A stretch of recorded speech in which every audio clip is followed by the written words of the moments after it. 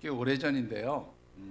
한 기독교 쪽에 글을 주로 많이 쓰는 그 기독교 작가가 자신이 소망하고 기대하고 바라보는 그런 어떤 교회, 이상향의 교회를 글로 소개한 적이 있었어요. 꽤 오래전에 썼던 글인데 제가 그 글을 지금 잠시 한번 소개해 볼 테니까 이 작가가 기대하는 이상향의 교회가 정말로 하나님이 기쁘시게 바라보고 또 하나님 마음에 합한 교회라고 인정해 주실까 하는 것을 한번 여러분들이 한번 체크해 보시면 좋겠어요.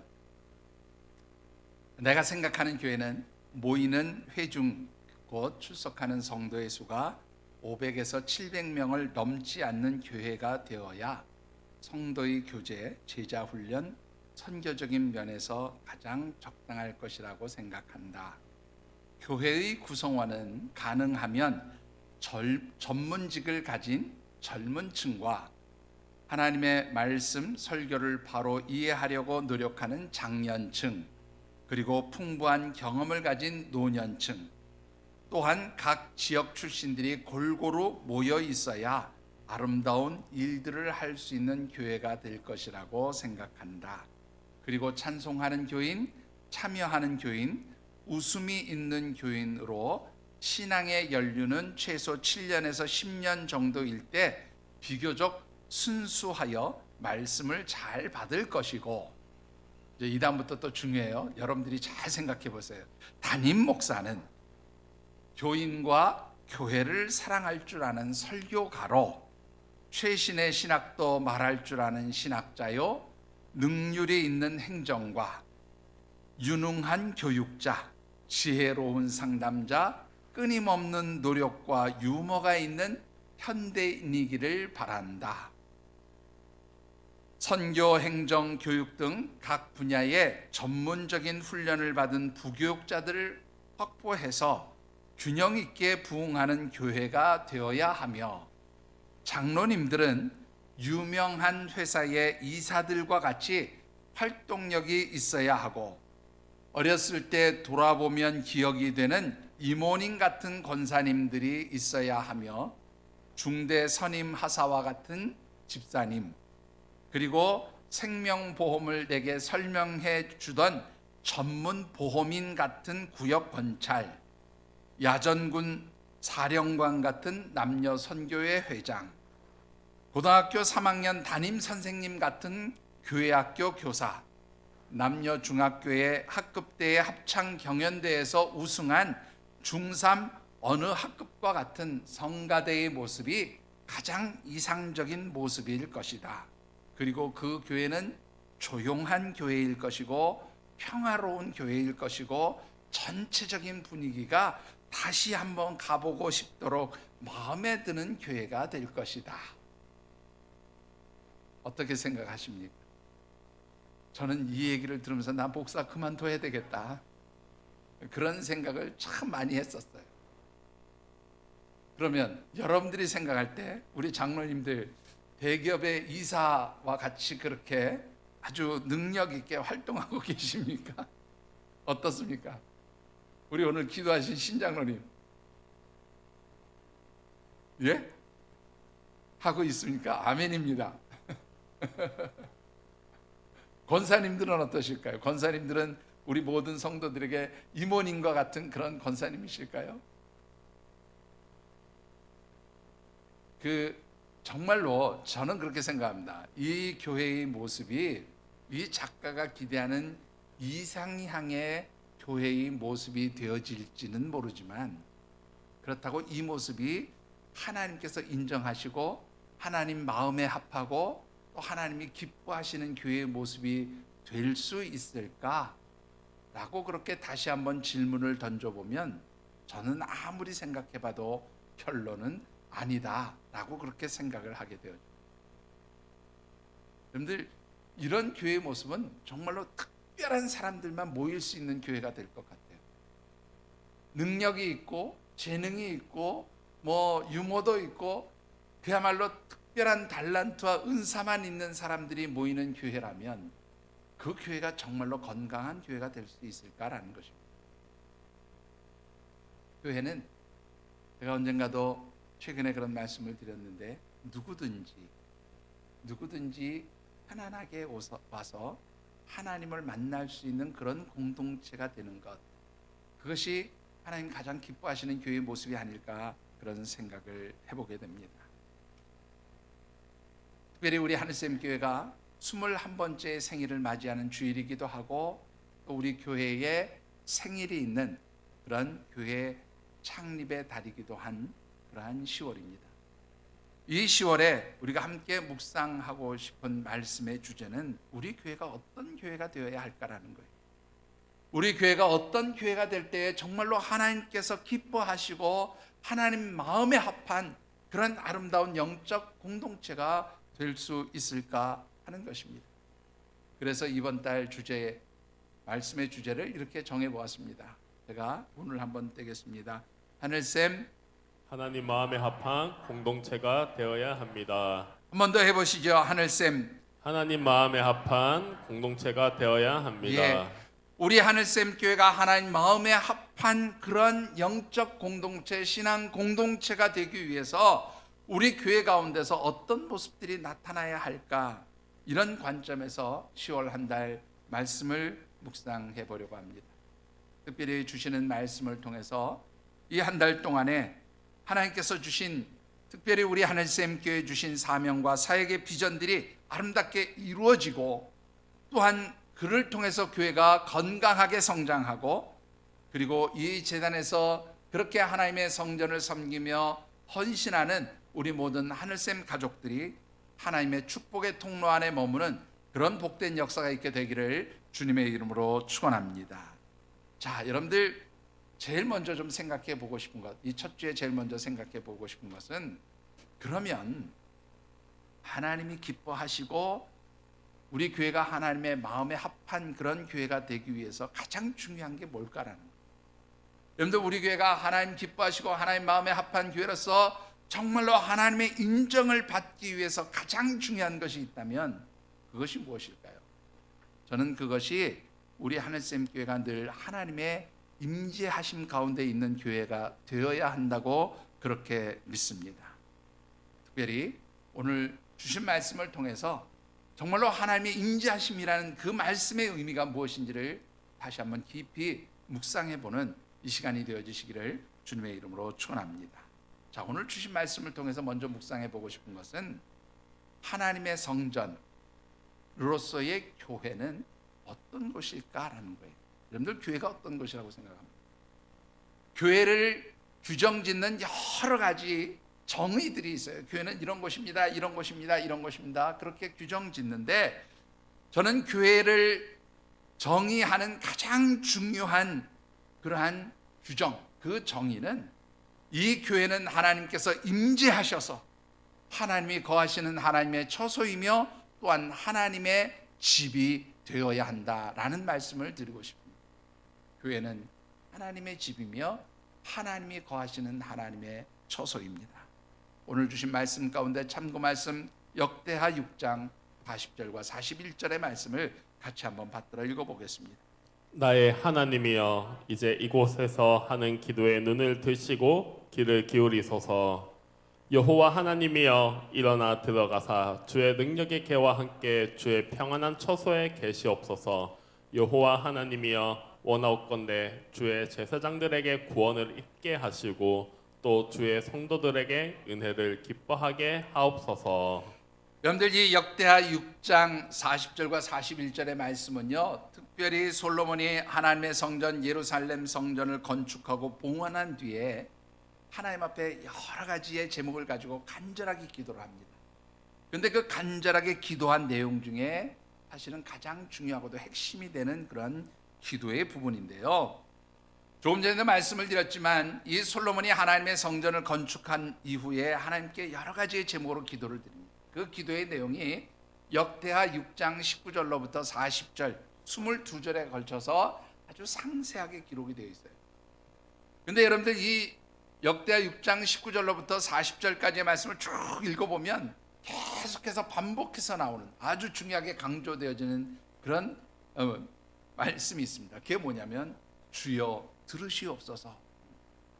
하나님, 제가 지금 이 하나님 성전을 건축하고 하나님 앞에 기도하는 이 기도의 내용들을 하나님 들어주세요, 하나님 응답해 주세요 라고 그렇게 간절하게 부르짖고 있음을 보게 돼요. 그리고 그 부르짖는 기도의 내용들이 여러 가지가 있습니다. 하나님 이렇게 할 때 하나님 이렇게 해주세요, 이렇게 할 때 이렇게 해주세요. 계속 기도의 제목들을 내놓습니다. 그런데 그 기록되어진 많은 기도의 제목 가운데 가장 중요하고 핵심인 그 말씀이 바로 오늘 이 40절과 41절의 말씀이에요. 그런데 이 40절과 41절의 말씀 가운데서도 특별히 여러분들 중요한 것은 뭐냐면, 여러분들 말씀을 다시 한번 띄워주시죠. 이 말씀 가운데 보면 하나님께서 41절입니다. 하나님께서 여기에 보시면 일어나 들어가사 주의 능력의 교회와 함께 주의 평안한 처소에 계시옵소서. 이 말씀. 하나님 일어나셔서 하나님의 처소인 이 하나님의 성전에 들어가서 편안히 거하시옵소서. 이렇게 간구하며 기도했다라는 것입니다.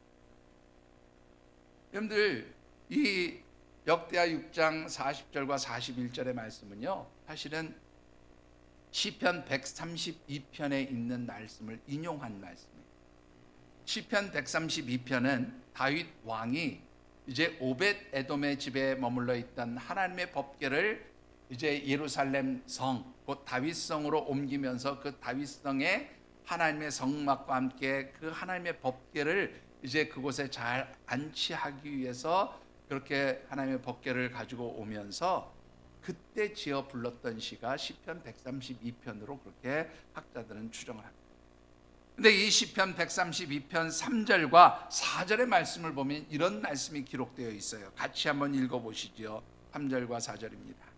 여호와께서 시온을 택하시고 자기 거처를 삼고자 하여 이르시기를 이는 내가 영원히 쉴 곳이라 내가 여기 거주할 것은 이를 원하였음이로다. 자, 하나님이 원하셔서 이 하나님의 전을 택하셨다 그렇게 말씀합니다. 그리고 하나님께서 이 전을 어떻게 해요? 하나님이 거하시며 하나님이 쉬실 곳이다 그렇게 말씀합니다. 여러분들, 하나님께서 시온을 택하시고 그 시온을 자기의 거처를 삼고자 하여 이르시기를 이는 내가 영원히 쉴 곳이라 내가 여기에 거주할 것이라 이것은 내가 원하는 일이다 라고 하는 이 말씀은 하나님의 성전이 어떠한 곳인가를 아주 분명하게 말씀합니다. 하나님 성전은 어떠한 곳입니까? 하나님이 원하셔서 하나님이 친히 거처를 삼으시고 거하시는 곳, 그곳이 바로 하나님의 성전이라는 것. 다른 말로 바꾸면 하나님의 성전은 곧 하나님의 집이라는 말씀입니다. 여러분들, 이 성전이 하나님의 집임을 믿으시기 바랍니다. 그런데요, 이 하나님의 집, 성전이라는 이 말 가운데는 또 다른 의미가 있어요. 성전이 하나님의 집이다라는 말을 다른 말로 바꾸면 이곳에 누가 임재해 계시는 거예요? 하나님이 임재해 계십니다라는 뜻이기도 해요. 여러분들 집에 누가 있어야 돼요? 그 집에 거하는 분이 계셔야 돼요. 그렇죠? 그러니까 이 집에 누가 거하세요? 하나님이 거하시는 곳, 곧 성전은 하나님의 임재하심이 있는 곳이다 그렇게 말씀을 드렸습니다. 자, 그런데 이 하나님의 성전에 여러분들 하나님의 임재하심이 있다고 했을 때에 하나님의 임재하심이 있는 것을 어떻게 알 수 있나요? 하나님 임재하셨나요? 하나님 보이세요? 어떻습니까? 우리가 하나님의 임재하심을 어떻게 알 수 있습니까? 여러분들 구약 시대에 하나님의 임재하심을 상징하는 하나의 아주 중요한 표시가 있었어요. 그것이 무엇이냐면 역대하 6장 41절 말씀을 다시 한번 보시죠. 제가 조금 전에 읽었던 바로 그 부분인데요. 여기에 보시면 역대하 6장 41절에 여호와 하나님이여 일어나 들어가사 주의 능력의 교회와 함께 주의 평안한 처소에 계시옵소서. 무엇과 함께? 주님의 능력의 교회. 이것은 다른 말로 보면 하나님의 법궤와 함께 하나님의 처소에 들어가서 평안히 계시옵소서, 하나님 이곳에 거하시옵소서 그렇게 기도합니다. 그러니까 이스라엘 백성들은요, 하나님의 임재하심이라고 하는 것을 무엇으로 생각했냐면 하나님의 법궤가 있는 곳이 곧 하나님의 임재하심이 있는 곳이었어요. 자, 우리 그래서 한번 우리 성막과 관련되어진 이 사진을 하나 보실까요? 여러분들 지금 보시면 이 띄워주세요. 이 성막의 내부입니다. 좁은 곳이 있고 넓은 곳이 있는데 이 넓은 곳이 뭐냐면 성소예요. 보통 제사장들이 일상적으로 다 들어갈 수 있는 곳은 이 성소까지입니다. 그리고 그 좀 좁게 보이는 데에는 지성소라고 하는데 성소와 지성소는 막으로 가려져 있죠. 그런데 그 막 위에 있는 걸 보면은 뭐가 있습니까, 여러분들? 법궤가 있어요. 법궤. 저게 하나님 법궤입니다. 이 법궤를 좀 더 확대한 사진을 한번 보여주실까요? 여러분들 이 법궤가 이런 모양으로 되어 있는데요. 이 법궤 그 뚜껑 위에 보면 뭐가 이렇게 마주보고 있어요? 천사들이 이렇게 마주보고 있죠. 그러니까 천사와 천사가 이렇게 마주보고 있는 요 자리가 뭔지 아세요? 우리 찬양대에서 한번 대답. 예. 시은서라는 이름은 알고 계신 거죠? 예. 시은서 찬양되면 시은서라는 이름의 뜻은 알고 계시겠죠? 자, 무슨 뜻입니까?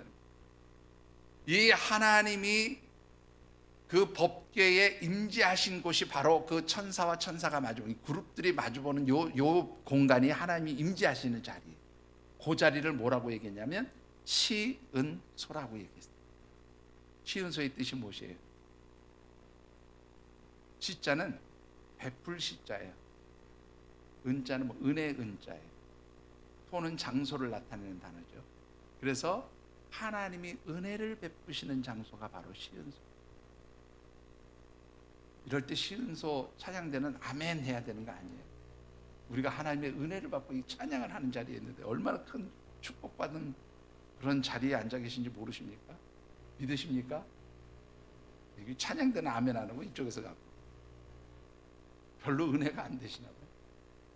여러분들 시은소는 하나님의 은혜를 받는, 그리고 그 하나님의 법궤가 있는 바로 그 자리가 하나님의 임재하심이 있는 자리였어요.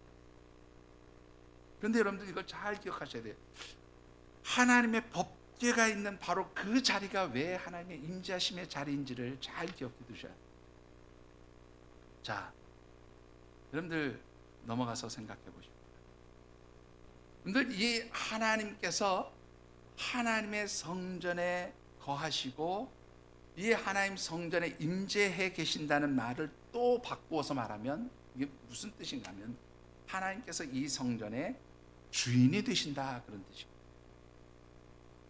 하나님이 성전의 주인이세요. 우리가 흔히 교회를 그렇게 표현합니다. 주님의 몸된 교회, 머리가 되신 주님의 몸된 교회, 같은 맥락의 말씀. 하나님이 성전의 주인이 되시는 것이나 주님께서 이 교회의 머리가 되어주시는 것이나 여러분들 같은 의미의 말씀이에요. 그런데 여기서 굉장히 중요한 것을 여러분들 한번 생각해 보셔야 돼요. 하나님께서 이 성전의 주인이 되어주신다라고 하는 이 말씀은요, 단순하게 하나님이 이 성전의 주인이 되신다는 의미를 넘어서는 거예요.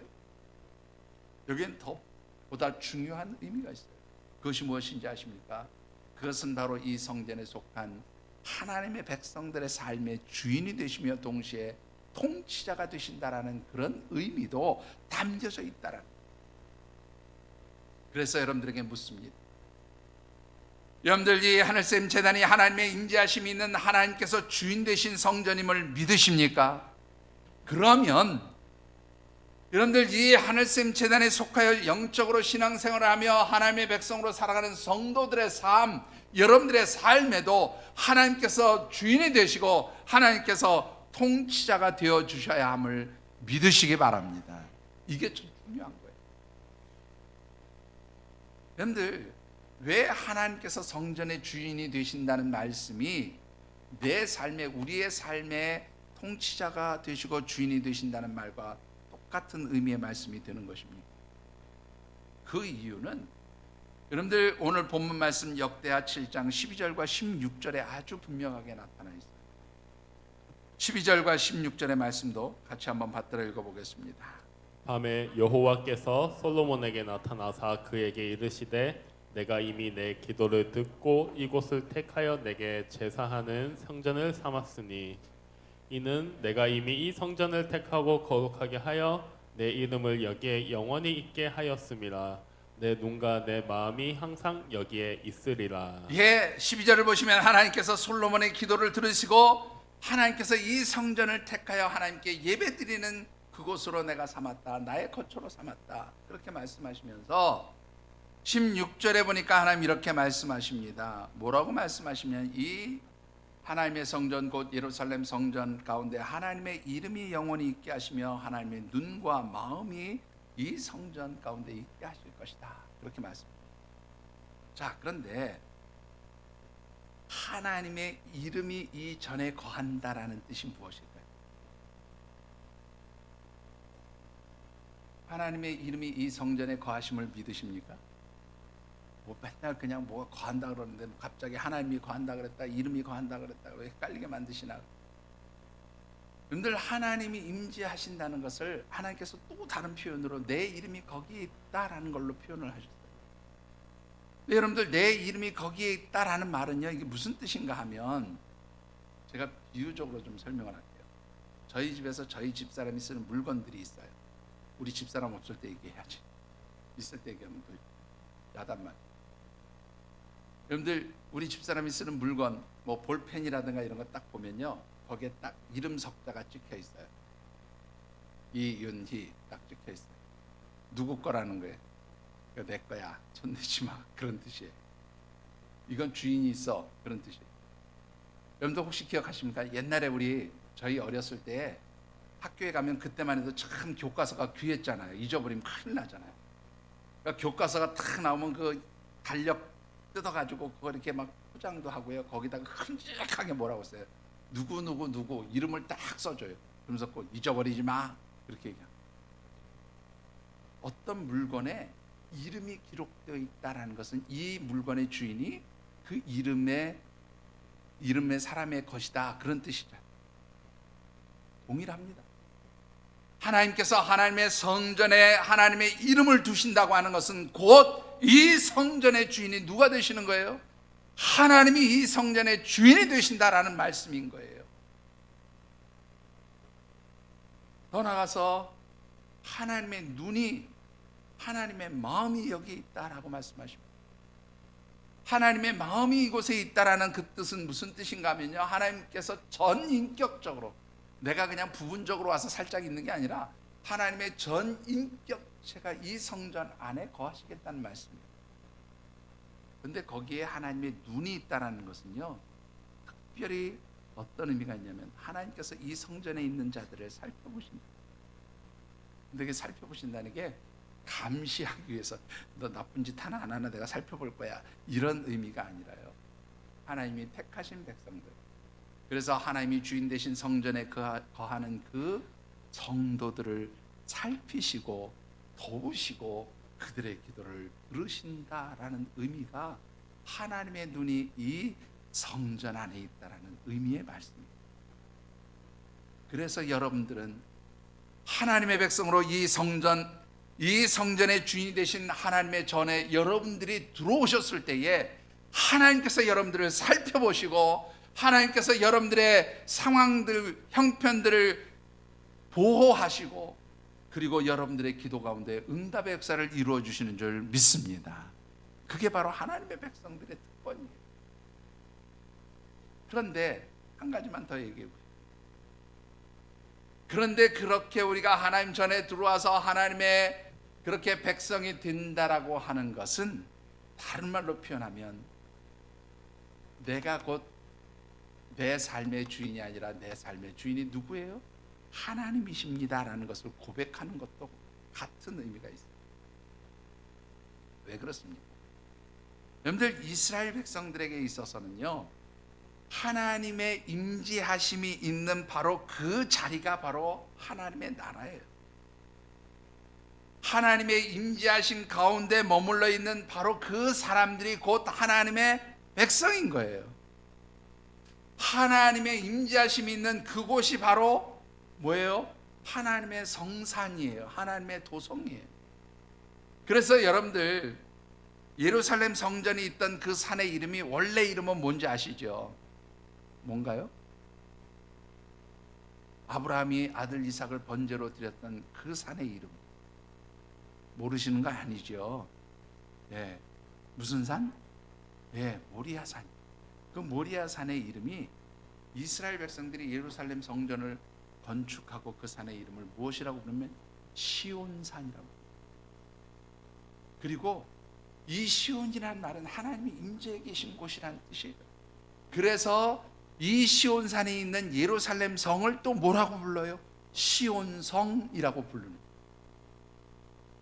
여러분들, 따라서 이스라엘 백성들이 머무는 그 예루살렘 도성, 이스라엘 백성들이 하나님의 택함을 받았다고 하는 그 말은 곧 이 이스라엘이 하나님의 나라이며 이스라엘 백성들은 하나님의 백성이며 이 이스라엘 백성들의 그래서 통치자는 누가 되시는 거예요?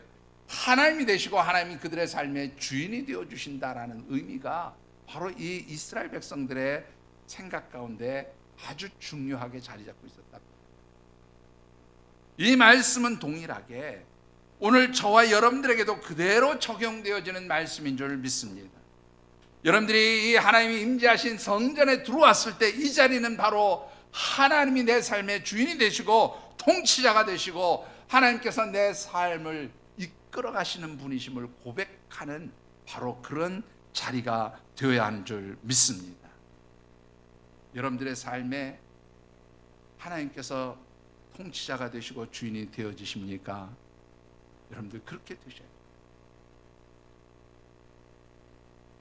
여러분들 요즘에 참 세상에서 하나님께서 주인 되신 성전들, 주님의 몸된 교회들이 참 많이 지탄을 받기도 하고 욕을 먹기도 하고 손가락질 당하기도 해. 또 이상한 이단들이 나와서 교회 성전을 욕되게 하는 그런 일도 벌어집니다. 제가 최근에 새벽 예배 때도 그런 얘기를 한번 말씀드렸는데요. 우연찮게 뭐 설교 자료를 좀 찾다가 돌나라 석선생이라는 그런 어떤 그 이단이 요새 생겼더라고요. 제가 그거를 보면서 황당했어요.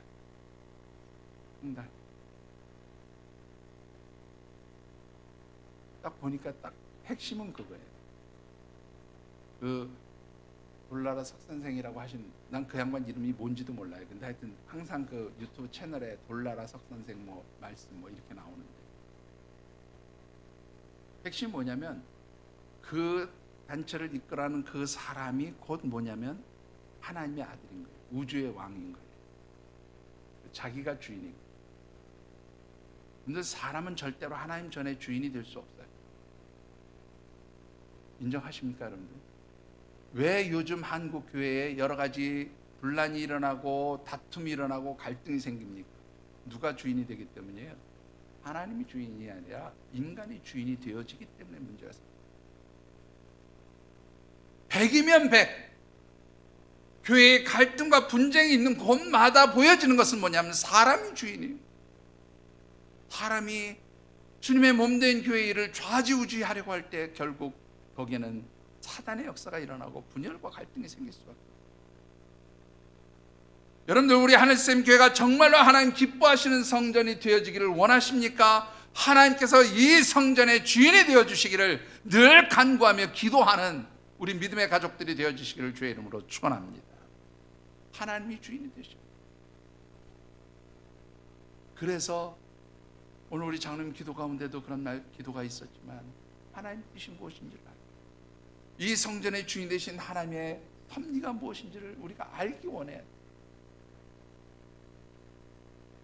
때로 모르면 어떻게 해요?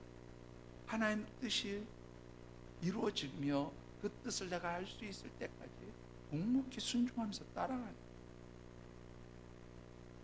그게 바로 하나님을 내 삶의 주인이 되고 주인이 되심을 고백하고 하나님께서 내 삶의 통치자가 되심을 고백하는 성도들의 모습이 돼야 됩니다. 근데 왜 그렇게 해야 되느냐? 왜 성도들이 그렇게 해야 되느냐? 여러분들 고린도전서 6장 19절의 말씀을 같이 한번 받들어 읽어보겠습니다. 고린도전서 6장 19절입니다. 너희 몸은 너희가 하나님께로부터 받은 바 너희 가운데 계신 성령의 전인 줄을 알지 못하느냐. 여러분들 이 하나님의 성전, 이 교회만 하나님의 전이 아니라 누구도요. 우리 몸도 성령 하나님께서 거하시는 성전인 줄 너희가 알지 못하느냐. 그러므로 너희는 더 이상 너희 것이 아니라 누구 것이다? 하나님 것이다. 하나님 것이다. 여러분들 우리가 하나님 성전에 속해서 하나님 백성으로 살아간다면 더 이상 나는 내 삶의 주인이 아니에요. 누가 내 삶의 주인이 되셔야 한다고요? 하나님께서 내 삶의 주인이 되시고 통치자가 되어져야 하는 줄 믿습니다.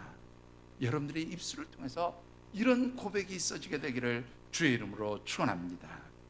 자, 그러면 우리 하늘샘 교회가 하나님이 임재하시는 성전, 또 이 교회에 속한 우리 하나님의 백성, 우리 사랑하는 성도 여러분들이 하나님의 성전으로서 존재하기 위해서 가장 중요한 조건이 뭘까요? 본문 16절의 말씀을 다시 한번 같이 받들어 읽어보겠습니다. 16절입니다. 이는 내가 이미 이 성전을 택하고 거룩하게 하여 내 이름을 여기에 영원히 있게 하였으니. 예, 거기까지만 읽으십시다. 여기에 보시면 내가 이미 이 성전을 택하고 어떻게 하였다고요? 거룩하게 하였다라고 말씀. 여러분들 이 거룩하다라는 말은, 거룩이라는 말은요 히브리어로 카도시라고 하는 단어를 쓰거든요. 근데 이 카도시라는 말은 뭐냐면 구별해 놓았다라는 거예요. 좀 더 강하게 표현하면 성별하였다라는 말이에요. 여러분들 제가 쉽게 좀 설명을 드릴게요. 여러분들 앉으신 의자, 보통 우리가 장의자라고 하는 이 의자, 이걸 뭐라고 부르지요? 모르세요? 덕물이라고 보통 불러요. 이 마이크 뭐라고 불러요? 뭐라고 불러요? 성물이라고 불러요. 여러분들을 뭐라고 불러요?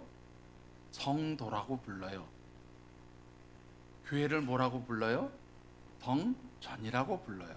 이 앞에 붙는 성자가 거룩하다라는 뜻이에요. 거룩성자예요.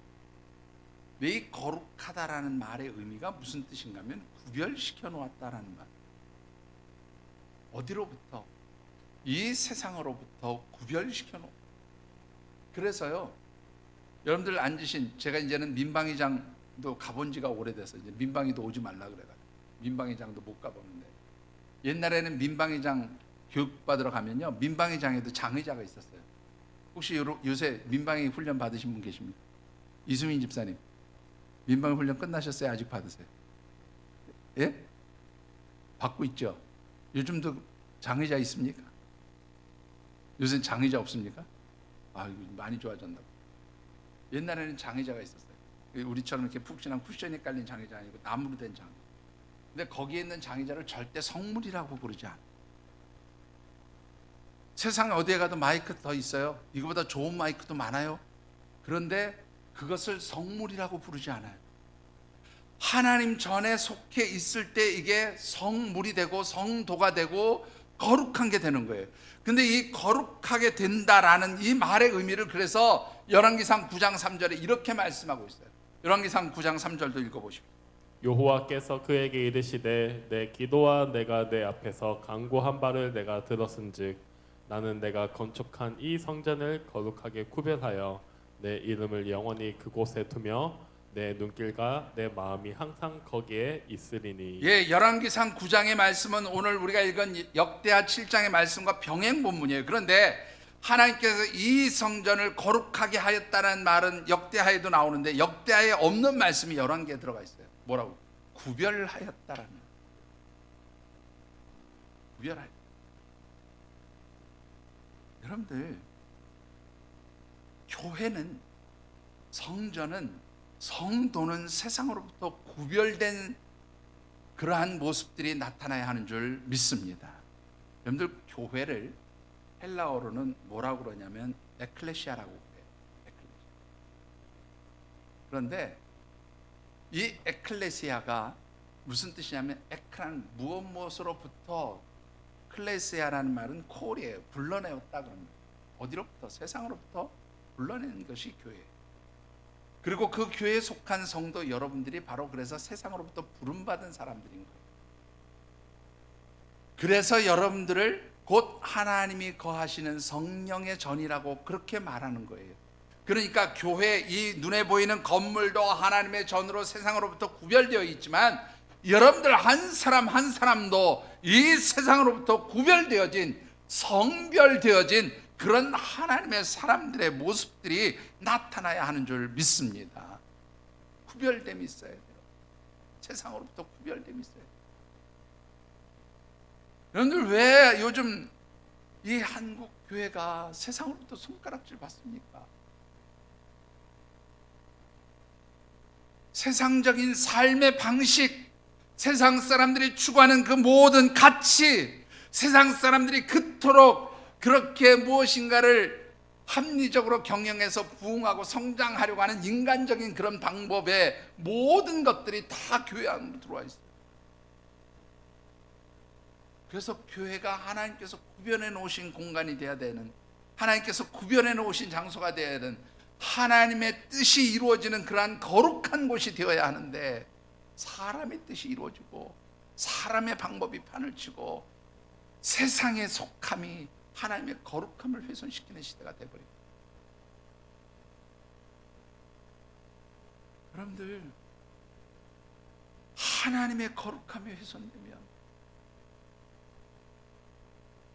하나님께서 성별한 것이 훼손되면 어떤 문제가 생긴지 아십니까? 여러분, 열왕기상 9장 우리 7절의 말씀을 같이 한번 읽어보시죠.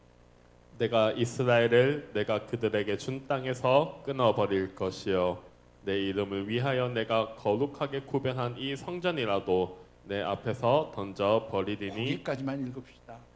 하나님이 거룩하게 구별한 이 성전이라도 이 이스라엘 백성도로 내 앞에서 끊어버리고 던져버리겠다. 버리시겠다는, 하나님의 임재하심이 떠나면 하나님의 버림을 받는 거예요. 그러면 그 삶이 뭐가 돼요? 아무것도 아닌 거예요. 사실은 더 극단적으로 말하면 망하는 거예요. 여러분들 사무엘상 4장 21절과 22절의 말씀을 같이 한번 읽어보시죠. 이르기를 영광이 이스라엘에서 떠났다 하고 아이 이름을 이가봇이라 하였으니 하나님의 계가 빼앗겼고 그의 시아버지와 남편이 죽었기 때문이며 또 이르기를 하나님의 계를 빼앗겼으므로 영광이 이스라엘에서 떠났다 하였더라. 여러분들 잘 아시는 내용의 말씀입니다. 엘리제상과 그의 두 아들 흠니와 비나스가 하나님의 거룩함을 훼손해요.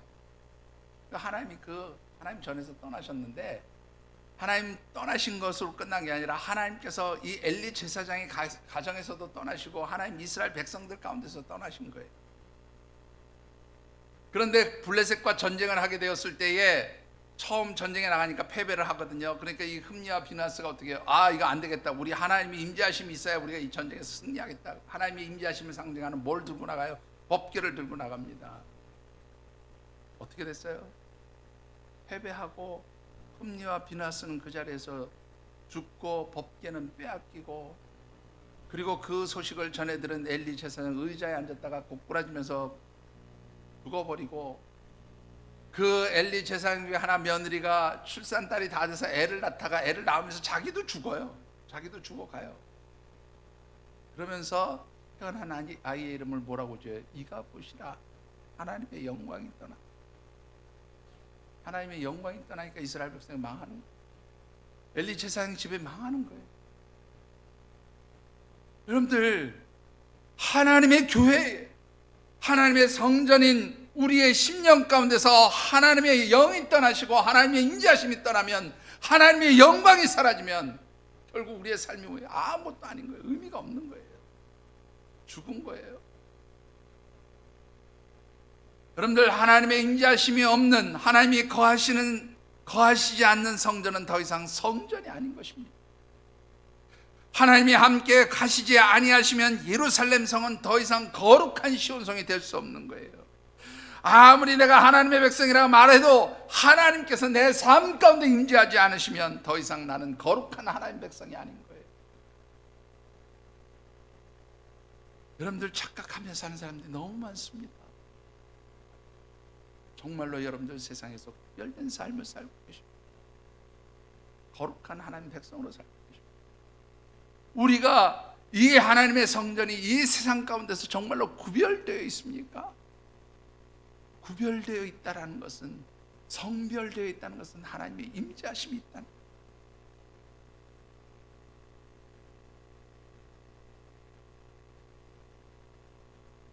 여러분들, 어떻게 해야 우리가 거룩해질 수 있을까요?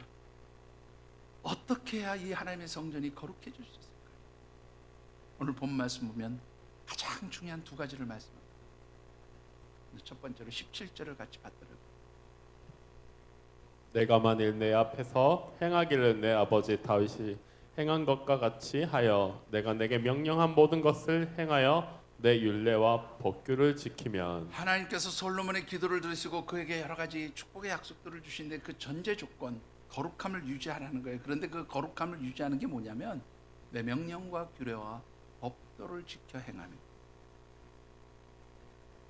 오늘 조금 전에 제가 열왕기 상 9장 3절에 보면 하나님께서 구별하여 거룩하게 두신 이 성전이라는 말씀을 쭉 드렸고, 9장 7절에 보면은 하나님께서 내가 구별하여 택한 이 성전이라도 내어던지라, 내 이름으로 내 백성도 내가 버리리라 하신, 끊어버리라 하신 그 말씀, 그 9장 3절로부터 7절 사이에 기록된 말씀이 뭐냐면, 왜 하나님이 끌어보시느냐, 왜 하나님의 거룩함이 훼손되어서 그들을 끌어보시느냐, 이유는 딱 거예요. 하나님의 명령과 규례와 법들을 지켜 행하지 아니할 때에 하나님 그렇게 하시죠. 그러니까 여러분들 중요한 게 뭐냐면 하나님의 거룩하심의 그 모습들이, 그래서 우리가 성별된 구별된 하나님의 백성으로 살아가기 위해서 가장 중요한 게 뭐냐면 하나님 말씀이 있어야 합니다. 제가 서두에 드렸던 말씀 기억하십니까? 하나님의 임재하심을 상징하는 곳엔 뭐가 있었다고요? 뭐가 있었어요? 꼭 기억하시라고. 하나님의 법궤가 있어요. 하나님 법궤 안에 몇 가지가 있었죠. 가장 중요한 거, 하나님 법궤 안에 뭐가 들어가 있는 거죠? 십계명 돌판, 그것이 법궤의 가장 중심이 되는 그러한 물건인 거예요. 십계명이 뭡니까? 바로 하나님의 명령과 규례와 법도인 거예요. 바로 그 하나님의 명령과 규례와 법도, 곧 하나님의 말씀이 살아 역사하는 성전이 될 때에, 하나님의 말씀이 내 심령 가운데 살아 역사할 때에 하나님의 임재하심이 있는 거예요. 여러분들 심령 안에 진짜 하나님의 말씀이 있습니까? 저는요, 목회자로서요 정말로 답답하고 속상할 때가 있어요. 뭔지 아십니까, 여러분? 하나님 전이 어떻습니다, 어떻습니다. 그래서 은혜가 없어요. 제가 그때 한마디 물었어요. 하루에 성경 얼마나 보십니까? 말씀이 없는데 은혜가 있어요? 말씀이 없는데 하나님 임재하심이 있습니까? 말씀이 없는데 하나님 역사가 나타납니다.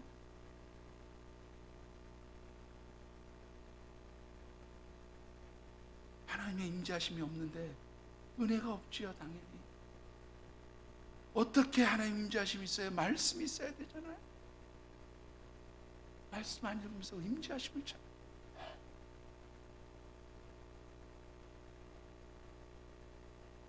페인트 칠하고 사는 거죠. 나는 하나님 백성, 하나님 자녀로 사는 것 같이 페인트 칠하고 사는 거예요. 좀 속되게 표현한 뺑키 칠하고 사는 거예요. 근데 그 안에 뭐가 없어요? 말씀이 없어요. 그러니까 공허한 거예요. 말씀이 없으니까 하나님 임재가 없는 거예요. 말씀이 없으니까 기쁨이 없는 거예요. 말씀이 없으니까 감사가 없는 거예요. 말씀이 없으니까 구별되지 않는 거예요. 그다음 주일 우리 조혜련 집사님 성경 통독하고 성경 통독 단톡방 만든다. 참 귀하고 좋다. 네, 막상 제가 하려고 하니까 하기 싫다. 저희 집사님 막 강요했어. 하자고. 나 그거 아니라도 성경 많이 읽어. 목사인데 성경을 내가 얼마나 많이 읽는 줄 알아? 하기 싫어. 안 할 거야. 우리 집사님은 하여튼 별의별 협박을 다 해서 제가 결국은 졌어요. 조건을 달아서 졌어요.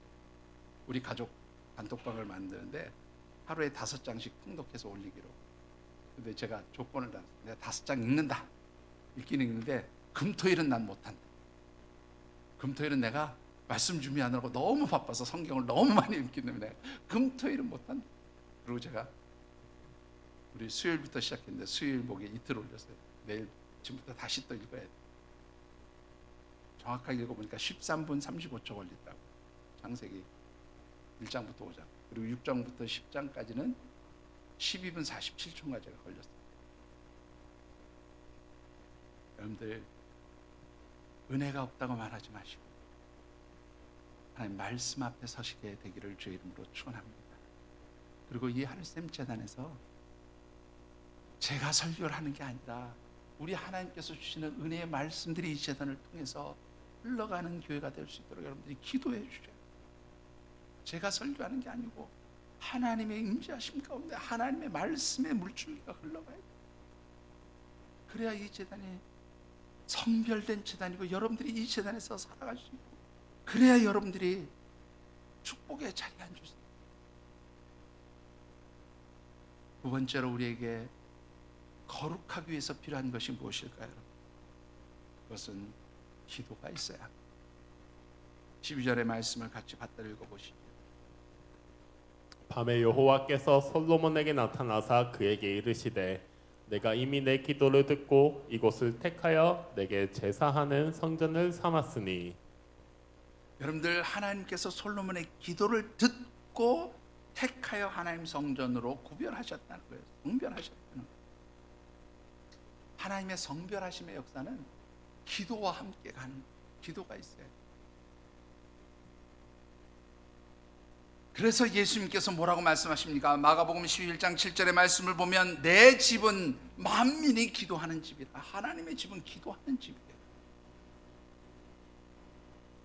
그래서 여러분들이 하나님의 성전, 성령 하나님이 거하시는 하나님의 성전으로서 구별된 삶을 살기 위해서는 말씀과 함께 뭐가 따라가야 돼? 기도가 따라가야 돼.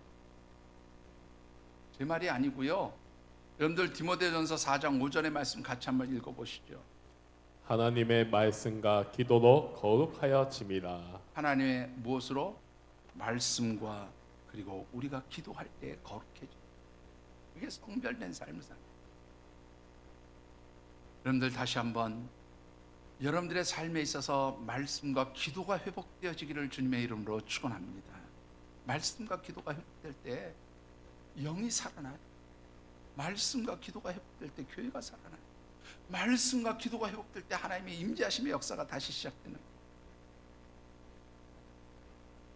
우리가 하나님의 말씀과 기도로 거룩해지고 그래서 성별된 하나님의 백성으로서 하나님의 임재하심 곧 하나님의 성별하시는 그 은혜 가운데 있게 되었을 때에 하나님께서 우리에게 주시는 축복이 무엇입니까?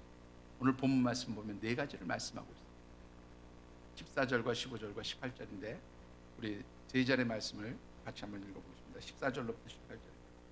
내 이름으로 일컫는 내 백성이 그들의 악한 길에서 떠나 스스로 낮추고 기도하여 내 얼굴을 찾으며 내가 하늘에서 듣고 죄를 사하고 그들의 땅을 고칠지라. 이제 이곳에서 하는 기도에 내가 눈을 듣고 귀를 기울이니 내가 내 나라 왕위를 견고하게 하되 전에 내가 내 아버지 다윗과 언약하기를 이스라엘을 다스릴 자가 내게서 끊어지지 아니하리라 한 대로 하리라. 예, 먼저 14절 말씀을 보시죠. 하나님의 구속의 은총과 회복의 역사, 치유하심의 역사가 있다고 말씀. 내 이름으로 일컫는 내 백성이 그들의 악한 길에서 떠나 스스로 낮추고 기도하여 내 얼굴을 찾으면 내가 하늘에서 듣고 그들의 죄를 사하고 그 땅을 고칠 것이다. 그들을 구원해 주실 것이다.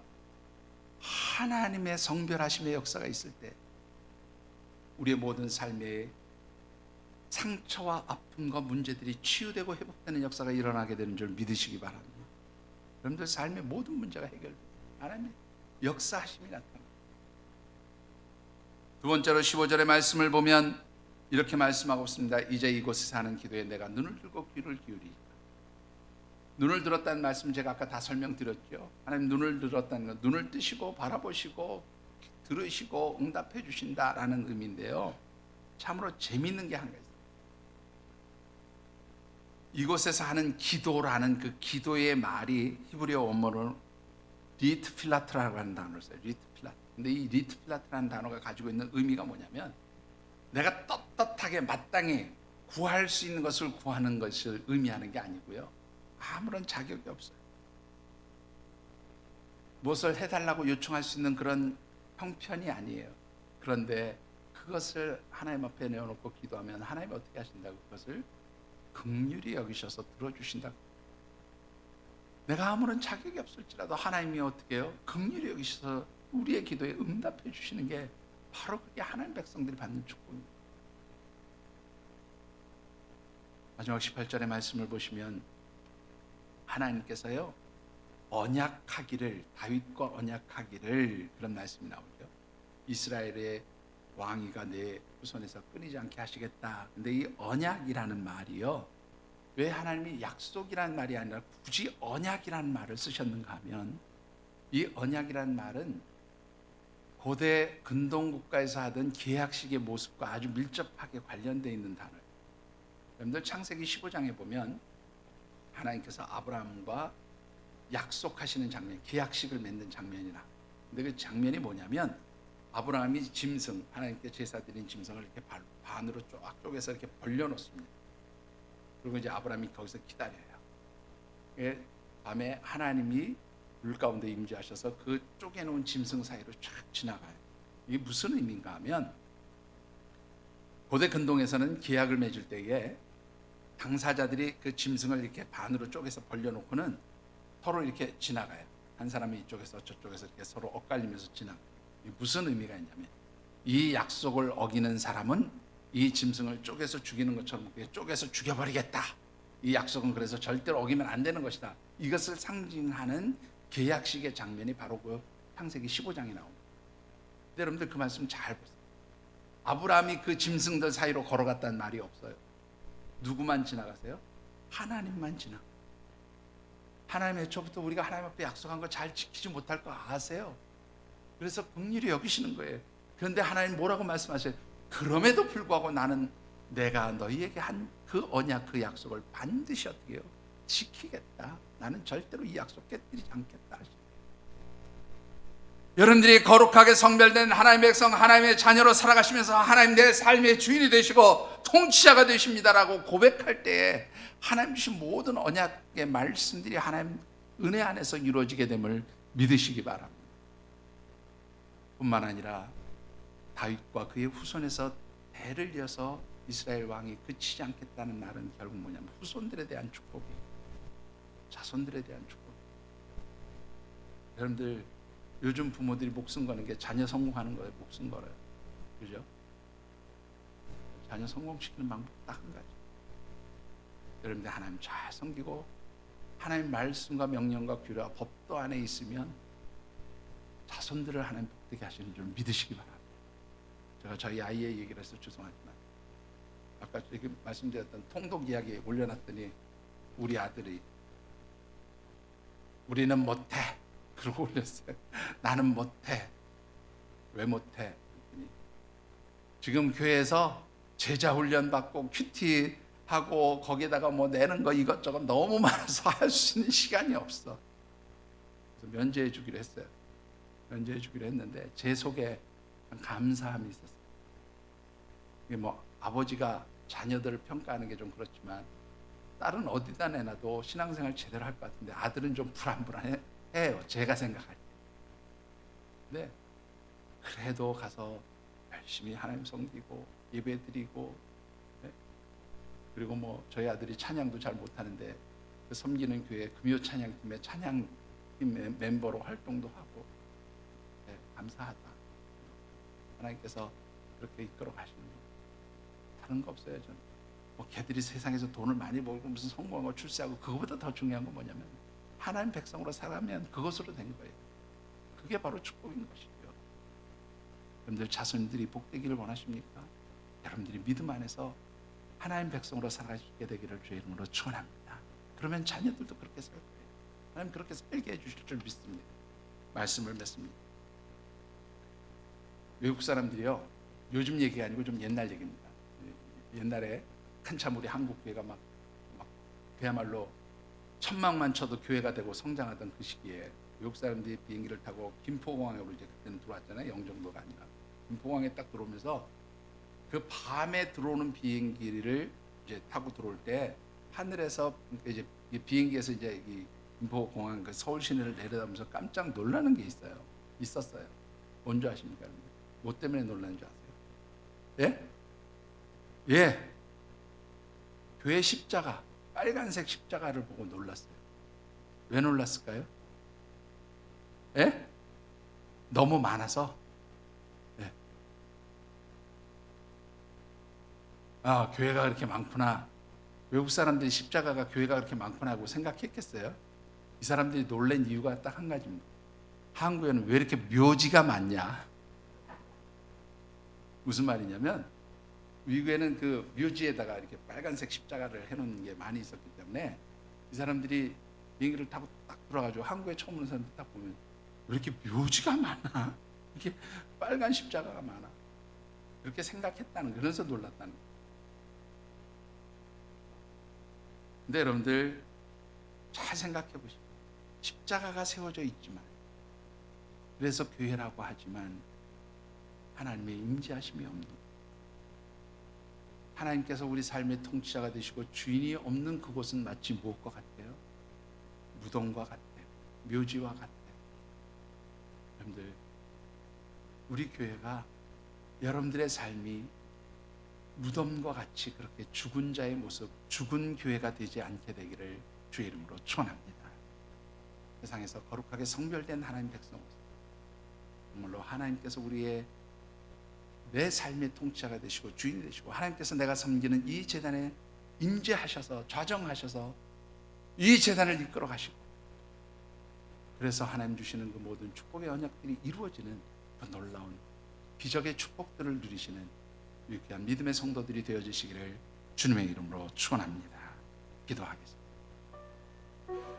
오늘 주신 언약의 말씀을 붙들고 각자 느끼고 깨달은 대로 결단하며 기도하는 시간 같습니다. 하나님, 참으로 하나님 백성, 하나님 자녀라고 하나님 성전에 머물러 있는 하나님의 사람들이라고 그렇게 살았지만, 저희들 가운데 정말로 하나님께서 통치자 되시고 주인이 되시고 하나님의 임재하심이 있는 진정 구별된 삶을 살았는지를 다시 한번 말씀 앞에서 점검해보고 돌이켜봅니다. 하나님, 먼저 우리의 삶 가운데 하나님 말씀이 회복되게 하시고 기도가 회복되는 역사가 나타나게 도와 주시옵소서. 그리할 때 우리의 삶이 거룩해지고 하나님의 임재하심 가운데 하나님의 통치와 다스림을 받고, 그래서 하나님 백성으로 살아있는 하나님의 성전, 그렇게 이 하늘샘 제단이 세워지고 우리들이 이 하늘샘 제단에서 그렇게 하나님 백성으로 살아갈 수 있도록 축복하여 주시옵소서. 각자 느끼고 깨닫는 대로 결단하며 기도합니다. 사랑의 아버지 하나님, 하나님의 이름으로 도우십니다.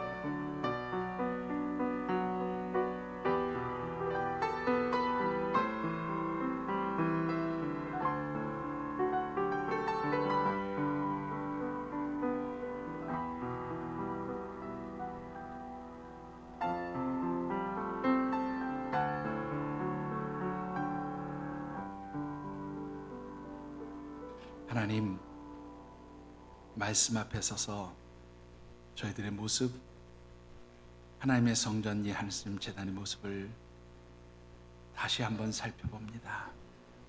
하나님, 저희들 가운데 말씀이 사라지고 기도가 사라져서 저희들의 겉으로는 하나님의 백성, 하나님의 자녀인 것 같고 하나님의 성전이 하나님의 교회, 하나님의 성전인 것 같을지라도 정작 죽은 자의 모습, 죽은 교회의 모습은 아니었는지 이 시간 하나님 앞에 고백하며 도우심을 간구합니다.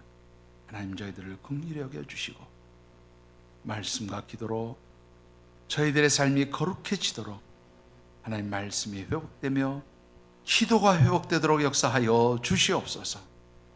그리할 때 하나님, 이 혼탁하고 어지러운 세상 속에서 진정 살아있는 하나님의 교회, 하나님의 재단으로 이 하늘샘 교회가 우뚝 세워지게 하시고, 이 재단에 속한 저희들이 하나님의 백성으로 살아있는 영으로, 살아있는 영적 공동체로 그렇게 아름다운 믿음의 교제를 나눌 수 있도록 축복하여 주시옵소서.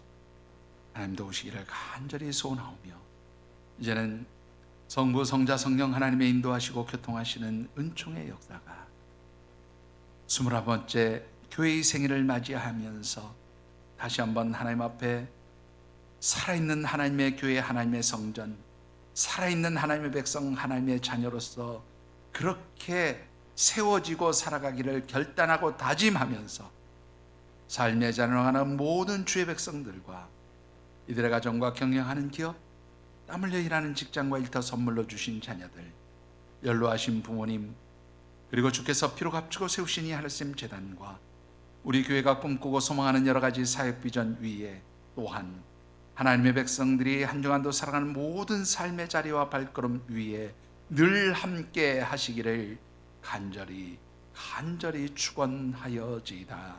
아멘.